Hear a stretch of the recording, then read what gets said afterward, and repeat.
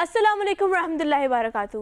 ناظرین، حضرت ابراہیم نے اپنی اولاد کو ایک وصیت کی، اور وہی وصیت حضرت یعقوب نے بھی اپنی اولاد کو کی، اور وہ وصیت کیا تھی؟ اور وہ یہ تھی کہ تم ہرگز مت مرنا سوائے اس کے کہ تم مسلم ہو، یعنی کہ تم اسلام پر ہو۔ اس کا مطلب کیا ہے؟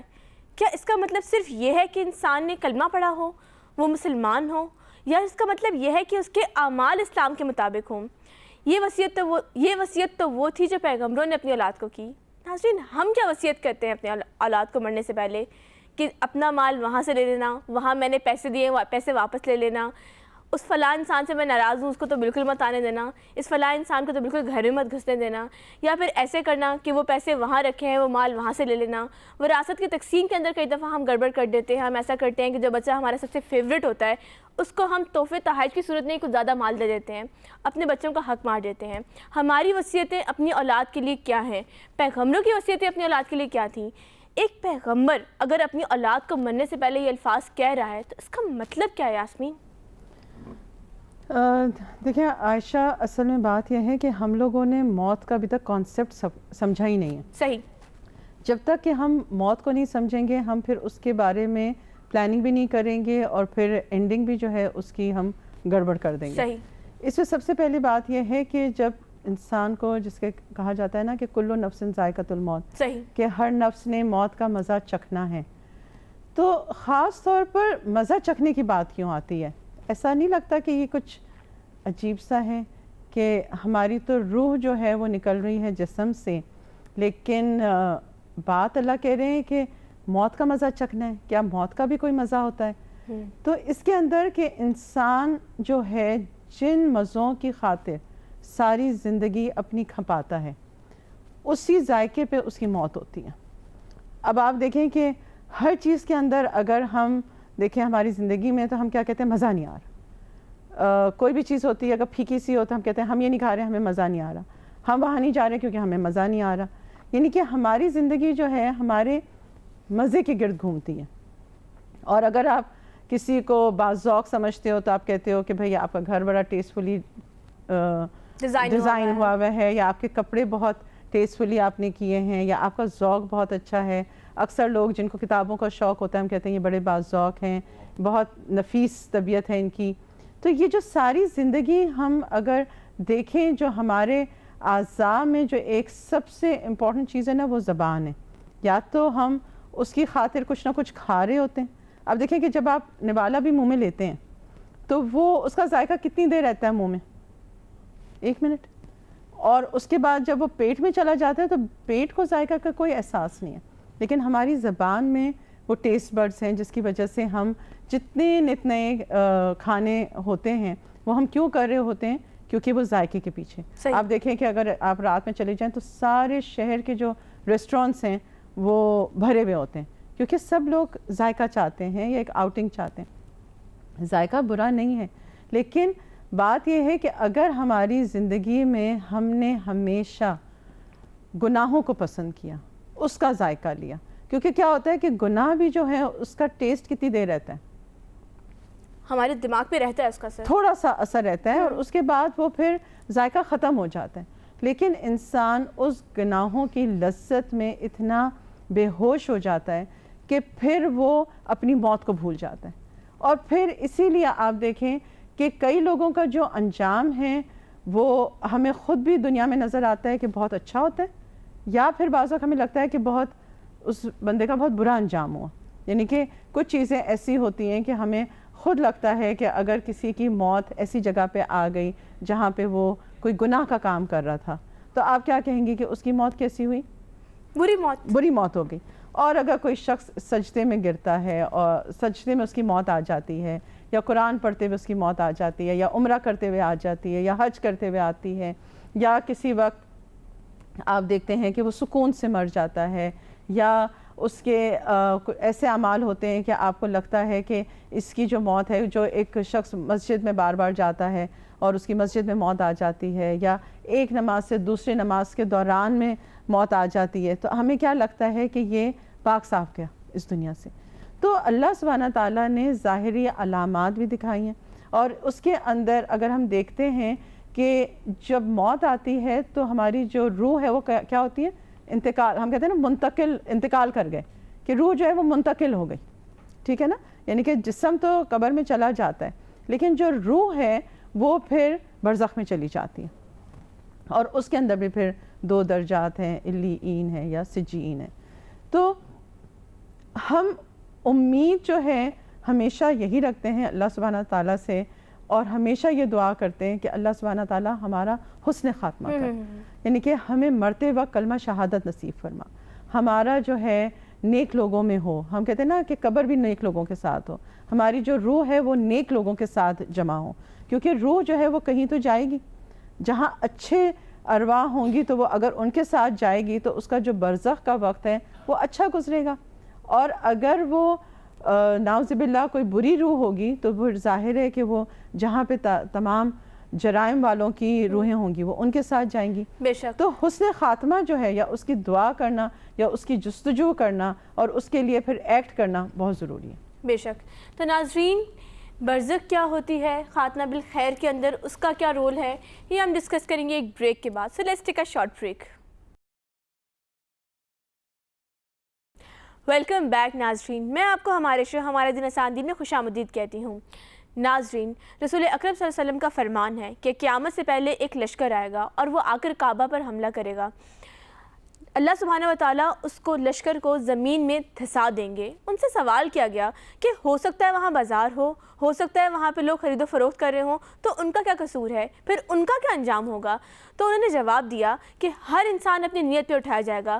قیامت کے دن ایسا بھی ہو سکتا ہے کہ کوئی شخص تلبیہ کہتے ہوئے اٹھے، تو اس کا مطلب یہ ہے کہ ایسا بھی ہو سکتا ہے کہ ہم ایسی جگہ پہ ہوں جہاں پہ لوگ مر جائیں، ہمارا قصور نہ ہو۔ ہم کہتے ہیں دھماکے کے اندر فلاں شخص فوت ہو گیا، جو برے لوگوں کو مارا گیا، وہاں پہ ایک راہگزر جا رہا تھا وہ بھی مر گیا، اس کا کیا قصور تھا، وہ کن لوگوں میں شامل ہوگا؟ تو اس کا مطلب کہیں نہ کہیں یہ بھی نکلتا ہے کہ ہر انسان اپنی انڈیویجول نیت پہ اٹھایا جائے گا۔ تو یاسمین، ہمارے دین سے ہمیں کیا سبق ملتا ہے اس بات سے؟ دیکھیں، دین میں ہمیں نبی صلی اللہ علیہ وسلم نے فرمایا ہے کہ آپ اپنے خاتمے کے لیے اچھی دعا کیا کریں، یعنی کہ ہر شخص کو چاہیے کہ وہ سب سے اچھی موت مانگے، اور وہ ہے شہادت کی موت۔ صحیح۔ ہم سب لوگ جو ہے شہادت کی موت مانگتے ہوئے ڈرتے ہیں، کیونکہ ہمیں ایسے لگتا ہے کہ شہادت کی موت کا مطلب ہے کہ ہم کو جنگ کے میدان میں جانا پڑے گا، لیکن نبی صلی اللہ علیہ وسلم نے فرمایا کہ آپ شہادت کی موت مانگیں، اور اگر وہ شخص اپنے بستر پر بھی مرے گا تو اللہ سبحانہ تعالیٰ اس کو شہادت کی موت کا درجہ دیں گے، یعنی کہ ہمیں چاہیے کہ موت کو بھی بیسٹ مانگے، کیونکہ شہادت جو شخص شہید ہوتا ہے تو اس کا جو ہے وہ قرآن میں کیا آتا ہے کہ اس کو مردہ نہ کہو، صحیح، وہ زندہ ہیں اور وہ رزق دیے جاتے ہیں۔ تو سبحان اللہ کہ اگر ہمیں پتہ یہ چلے کہ ہماری موت کے بعد جب ہم جس جگہ منتقل ہوں گے وہاں پہ ہماری خاطر ہوگی اور رزق دیا جائے گا، تو کیا ہمیں اس شہادت کی یا اس موت کی دعا نہیں کرنی چاہیے؟ تو ہم جیسے دنیا میں ہر چیز بیسٹ چاہتے ہیں کہ ہمارا بیسٹ گھر ہو، بیسٹ گھر ہو، گاڑی ہو، بچے ہوں، تو اسی طرح بیسٹ موت بھی مانگنی چاہیے۔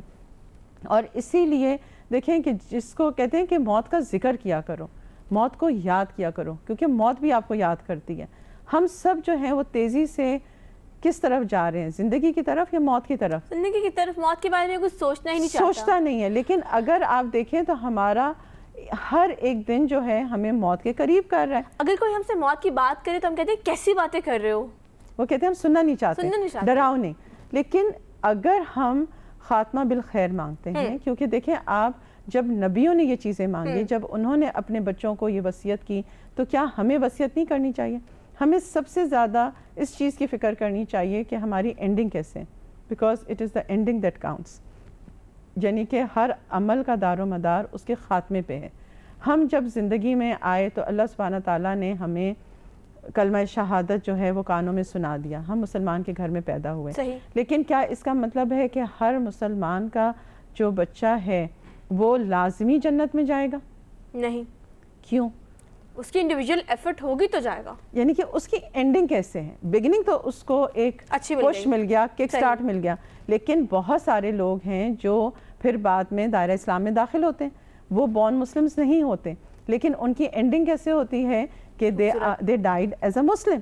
تو جو اینڈنگ ہے اس کے اوپر آپ کے آگے سفر کا انحصار ہے. یاسمین جہاں پہ میں آپ سے ایک واقعہ شیئر کرنا چاہوں گی. بالکل. کہتے ہیں کہ ایک لڑکا جو تھا وہ جا رہا تھا راستے میں, اس کا ایکسیڈنٹ ہو گیا, اس کے کانوں میں ہیڈ فونز لگے ہوئے تھے اور وہ گانے سنتا ہوا جا رہا تھا. جب لوگ اس کو اٹھا کے ہاسپٹل لے کے گئے تو محسوس ہوا کہ شاید یہ نہیں بچ پائے گا. تو جو لوگ اس کو ہاسپٹل لے کے گئے تھے انہوں نے کوشش کی کہ وہ اسے کلمہ پڑھوائیں. انہوں نے اس کا ہم نے کلمہ پڑھا, 1 دفعہ پڑھا, 2 دفعہ پڑھا, 3 دفعہ پڑھا, اور اس کے منہ سے گانے نکل رہے تھے, بیکاز وہ اتنا ٹیون ہو چکا تھا ان گانوں کا کہ وہ اپنے منہ سے کلمہ ادا نہیں کر پایا, اور اسی حالت میں اس کی موت ہو گئی. تو یہ کیا بتاتا ہے ہمیں کہ کیا جو چیزیں جو باتیں ہم سارا دن کر رہے ہیں ہمارا آخر بھی وہی ڈیسائیڈ ہوگا. دیکھیں, جیسے کسی نے پوچھا کہ میں نمازیں کب سے شروع کروں, تو اس نے کہا موت سے پہلے. اس نے کہا بٹ مجھے کیا پتا کب موت ہے, تو اس نے کہا پھر آج سے شروع کر لو. یعنی کہ موت تو آپ کے سر کے اوپر وہ جو تلوار ہے نا وہ تو ٹنگی ہوئی ہے. بعض وقت ہمیں ایسے لگتا ہے کہ کوئی بہت ہی بیماری میں ہے مبتلا, تو ہمیں لگتا ہے کہ اس کی موت پہلے ہوگی. لیکن کئی دفعہ ہم دیکھتے ہیں کہ جو اچھے بھلے ہوتے ہیں وہ پہلے چلے جاتے ہیں, اور جو بیمار ہوتے ہیں وہ اسی طرح اس بستر پہ موجود ہوتا ہے.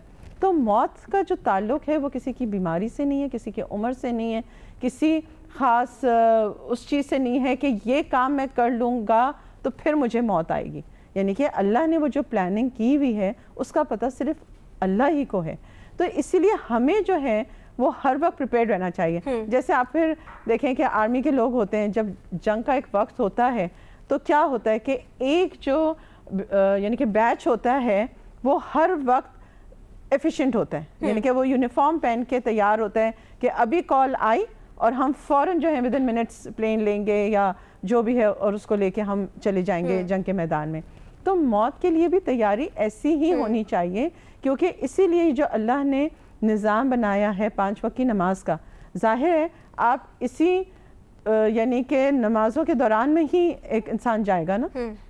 کئی لوگ ہم دیکھتے ہیں کہ سوتے میں چلے جاتے ہیں, تو اسی لیے اتنی زیادہ اس چیز کو کہا گیا ہے تاکید سے کہ رات کو سونے سے پہلے کلمہ پڑھ لو, اللہ کو یاد کر لو, آیت الکرسی پڑھ لو, سورہ بقرہ کی آخری 2 آیات پڑھ لو, کل پڑھ لو. یہ ساری چیزیں کس کے ہیں کہ آپ اپنے جسم کو جو ہے وہ کہتے ہیں کہ بھائی اگر آج میری روح مجھ سے الگ ہو بھی گئی اور واپس نہ آئی میرے جسم میں اور موت واقعہ ہو گئی, تو کم از کم میرا آخری جو جملہ یا آخری جو کلمہ تھا وہ کیا تھا کہ میں نے اللہ کو یاد کیا. تو اسی لیے ہر وقت کلمہ یا ذکر رکھنا یا اللہ کو یاد رکھنا ہمیں دراصل ہماری موت کی یاد دلاتا ہے اور ہمیں موت کی تیاری کرواتا ہے. اور اسی لیے آپ دیکھیں کہ بعض وقت ہم کو یہی فکر ہوتی ہے کہ میرے مرنے کے بعد میرے بچوں کا کیا ہوگا یا میرے گھر والوں کا کیا ہوگا, میں ان کے لیے کچھ جمع کر جاؤں. دراصل یہ فکر کرنی چاہیے کہ بچوں کا تو رب ہے, وہ تو ان کو پال لے گا, لیکن جب میں آگے جاؤں گا تو میرے ساتھ زیادہ راہ کیا ہوگا, میرے ساتھ کیا سامان ہوگا. کیونکہ کوئی بھی شخص جو فوت ہو جاتا ہے اس کے لیے کتنا ہی کوئی پیارا ہو وہ اس کو قبر میں ڈال کے آ جاتا ہے, اور اس کے بعد وہ سفر اس کا پھر تنہا شروع ہوتا ہے. تو وہ جو تنہائی کا احساس ہوتا ہے, یعنی کہ اگر صرف بندہ کبھی جا کے عبرت کے لیے قبرستان میں کھلی ہوئی قبر کو دیکھ لے, اور آپ کو اندازہ ہوگا کہ اس کو دیکھ کے ہی نا انسان کے رونگٹے کھڑے ہو جاتے ہیں, اور کبھی بھی آپ یہ تصور نہیں کر سکتے کہ میں اس گڈھے میں ڈالی جاؤں گی. جس دن آپ کو یہ خیال آ گیا تو یقین کریں کہ ہم ہر وقت ذکر الہی کرتے رہیں گے. تو ناظرین, ہمیں اپنے خاتمہ بالخیر کے لیے ایک شعوری کوشش کرنی پڑے گی. وہ کوشش ہم کس طرح کر سکتے ہیں یہ ہم ڈسکس کریں گے ایک بریک کے بعد. تو ہمارے ساتھ رہیے گا. Let's take a short break. Welcome back ناظرین, میں آپ کو ہمارے شو ہمارا دین آسان دین میں خوش آمدید کہتی ہوں. ناظرین, خاتمۃ الخیر کے لیے کیا ہمیں شعوری کوششیں کرنے کی ضرورت ہے؟ یاسمین, آپ کا اس بارے میں کیا خیال ہے؟ ہمیں ہر وقت اس کوشش میں لگے رہنا چاہیے, اور جہاں پہ بھی جائیں کبھی یہ سوچیں کہ اگر یہاں پہ میری موت آ گئی تو کیا میں اللہ کی نظر میں میرا درجہ بڑھے گا یا گھٹے گا. کیونکہ دیکھیں جو انسان جس جگہ فوت ہوگا یا اس کا بھی بہت اس کے اوپر اثر ہے, جس حالت میں مرے گا. تو یہاں پہ اسی لیے بہت ضروری ہے کہ ایک شعوری کوشش کی جائے کہ کہیں ایسی غلط جگہوں پہ نہ جایا جائے, غلط لوگوں کے ساتھ نہ بیٹھا جائے جو آپ کو اللہ کی یاد سے دور کر دیں. اور دوسری بات یہ ہے کہ اس کے لیے بہت زیادہ دعائیں مانگنی چاہیے, یعنی کہ اپنے خاتمے کے لیے دعا کہ ہمارا خاتمہ بالخیر ہو اور نیک لوگوں کا ساتھ ملے. اور یہ چیز جو ہے آپ دیکھیں کہ قرآن میں ایک بہت خوبصورت دعا آتی ہے فاطر السماوات والارض، کہ پیدا کرنے والے آسمانوں اور زمین کے. فاطر السماوات والارض انت ولی فی الدنیا والآخرہ، کہ آپ ہی ولی ہیں ہمارے دنیا اور آخرت میں. توفنی مسلمہ والحقنی بالصالحین، مجھے مسلمان موت دینا، میرا یعنی کہ میں فوت ہوں تو مسلمان ہوں، اور میرا صالح لوگوں کے اندر شمار کرنا. تو یہ جو صالح لوگ ہیں نا، اگر ہم دنیا میں صالح لوگوں کے ساتھ ہوں گے تو پھر آخرت میں بھی صالح لوگوں کے ساتھ ہوں انسان گے. اسی کے ساتھ ہے جس سے وہ محبت کرتا ہے. بالکل، یعنی کہ یہ اور ظاہر سی بات ہے کہ آپ کی جتنی یعنی کہ جو چانسز ہیں، آپ جن لوگوں کے ساتھ اپنی زندگی گزار رہے ہیں، تو یعنی کہ چانسز کیا ہے کہ موت بھی انہی لوگوں کے ساتھ ہوگی نا. یعنی کہ جس وقت کہا گیا اس شخص کو کہ آپ اگر توبہ کر رہے ہیں تو پھر ان لوگوں کا ساتھ چھوڑ دیں، اس شہر سے دور چلے جائیں. آپ کو اگر لگتا ہے کہ اس محلے میں نہیں رہ سکتی، یا مجھے کوئی بیڈ کمپنی ہے، یا میرے بچوں کی بیڈ کمپنی ہے، تو محلہ چھوڑ دیں. اور اگر کوئی جاب ہو جس میں آپ کو لگ رہا ہے کہ آپ حلال رزق کا اصول نہیں ہیں. ہاں تو بالکل، کیونکہ وہی بات ہے کہ جب آپ اللہ پہ بھروسہ کرتے ہیں، دیکھیں چھوڑنے کی دیر ہوتی ہے. کئی دفعہ ہم دیکھتے ہیں کہ ہم خود نہیں چھوڑتے لیکن ہمیں باس ہی نکال دیتا ہے. ایسا تو نہیں ہوتا کہ کوئی ایک جاب جو آپ نے ساری زندگی کی ہو، یعنی کہ 10 دفعہ ہم جابز بدلتے ہیں. بے شک. تو اس سے پہلے کہ وہ ہمیں نکالے، اگر ہم اللہ کی خاطر نکلتے ہیں تو آپ کا کیا خیال ہے کہ اللہ مدد نہیں کرے گا؟ بالکل مدد کرے گا. صرف بات ہمارے اپنے ایمان کی ہے، اور یہی ہمارا ٹیسٹ ہے کہ صرف دعائیں بھی نہ کریں بلکہ اس کی عملی کوشش بھی کریں. اور اس میں بہت ضروری ہے کہ ہم یعنی کہ ہر وقت ایک پاکیزہ حالت میں رہیں. پاکیزہ شخص پاکیزہ زندگی گزارے گا تو پاکیزہ موت ملے گی. اور اللہ سبحانہ تعالیٰ پھر اس کا جو آگے کا سفر ہے وہ ہر مرحلے میں VIP یعنی کہ کنسیڈر کر کے اس کے لیے اللہ سبحانہ تعالیٰ ہر طرح سے آسانیاں کر دے گا. یعنی وہ فرسٹ سٹیپ ہے، آپ کی موت آپ کا پہلا سٹیپ ہے. بالکل، وہ جو یعنی کہ موت جو ہے نا، وہ آپ کے لیے ایک جسے کہتے ہیں نا گیٹ وے ہے. آپ نے اب کون سے گیٹ کا انتخاب کرنا ہے، آپ کو کیا پرائیورٹیز چاہیے، آپ کو کیا سہولتیں چاہیے اپنے آخرت کے سفر میں. اسی لیے جو دعائیں ہم کرتے ہیں، وہ جو ربنا آتنا فی الدنیا کا ہے، اس کے اندر بھی ایک حصہ ہے ربنا آتنا فی الدنیا حسنہ وفی الآخرۃ حسنہ وقنا عذاب النار. یعنی کہ یہ جو دعا ہے، باقی دو وہ آخرت کے لیے ہے، اور اس میں خاص طور پر قبر میں عذاب سے بچنے کی دعائیں نماز میں ضرور پڑھنی چاہیے، جس کے اندر باقاعدہ کہا جاتا ہے کہ اللہ سبحانہ تعالیٰ میں پناہ مانگتا ہوں کہ مجھے قبر کا عذاب ہو. اور آگے جسے کہتے ہیں کہ اسی لیے قبر کے عذاب کی سے پناہ مانگنی چاہیے کیونکہ وہ بھی برحق ہے. بہت شکریہ یاسمین آپ کا. ناظرین، اس سے یہ سمجھ میں آتا ہے کہ ہمارا خاتمہ کیا ہے، یہ میٹر کرتا ہے. اس لیے کوشش کریں، پوری کوشش کریں، شعوری کوشش کریں کہ اللہ سے دعا مانگیں اچھے خاتمے کی. یہ کوشش کریں کہ آپ رات میں استغفار کر کے سوئیں، سب کو معاف کر کے سوئیں، اللہ سے معافی مانگ کر سوئیں، تاکہ جب ہم جائیں تو کہتے ہیں کہ جنت میں وہ لوگ جائیں گے جن کا دل پرندوں کی مانند ہوگا. پرندوں کا دل کیسا ہوتا ہے؟ صاف ستھرا ہوتا ہے، معصوم سا ہوتا ہے. تو ایسے دل جب ہم رکھیں گے تو ہمارا خاتمہ بالخیر ہی ہوگا. ہم امید کرتے ہیں کہ آپ کو ہماری یہ کوشش پسند آئی ہوگی. ہم دوبارہ ایک نئے موضوع کے ساتھ حاضر ہوں گے. تب تک کے لیے آپ کی ہوسٹ آپ سے اجازت چاہے گی. اللہ حافظ.